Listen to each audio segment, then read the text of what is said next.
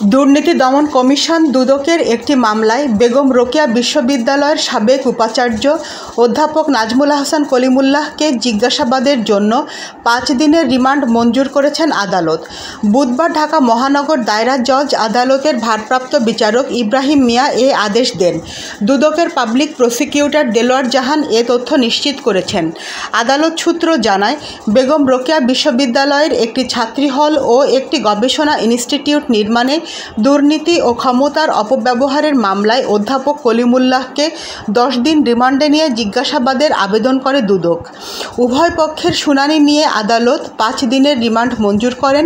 দুদকের অভিযোগে বলা হয়েছে, অধ্যাপক কলিমুল্লাহ বেগম রোকেয়া বিশ্ববিদ্যালয়ের একটি ছাত্রী হল ও একটি গবেষণা ইনস্টিটিউট নির্মাণে দুর্নীতি ও ক্ষমতার অপব্যবহার করেছেন। তিনি সহ অন্য আসামিরা ওই দুটি ভবনের নকশা পরিবর্তন করেছেন। 30 কোটি টাকার বেশি মূল্যের চুক্তি করার ক্ষেত্রে সরকারের সংশ্লিষ্ট মন্ত্রণালয়ের অনুমতি নিতে হয়, কিন্তু অধ্যাপক কলিমুল্লাহ সহ অন্যরা 30 কোটি টাকার বেশি মূল্যের চুক্তির ক্ষেত্রে সংশ্লিষ্ট মন্ত্রণালয়ের কোনো অনুমোদন নেননি।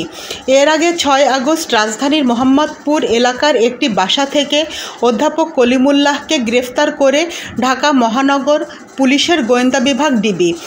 অর্থ আত্মসাতের অভিযোগে গত জুন মাসে সাবেক উপাচার্য অধ্যাপক কলিমুল্লাহ সহ 5 জনের বিরুদ্ধে মামলা করে দুদক। মামলার অভিযোগে বলা হয়, বেগম রোকেয়া বিশ্ববিদ্যালয়ের উন্নয়ন প্রকল্পের নামে 4 কোটি টাকা আত্মসাৎ করেন সাবেক 2 ভিসি অধ্যাপক কলিমুল্লাহ ও অধ্যাপক AKM নুরুন্নবী সহ অন্যরা। নয়নতারা নিউজ, ঢাকা।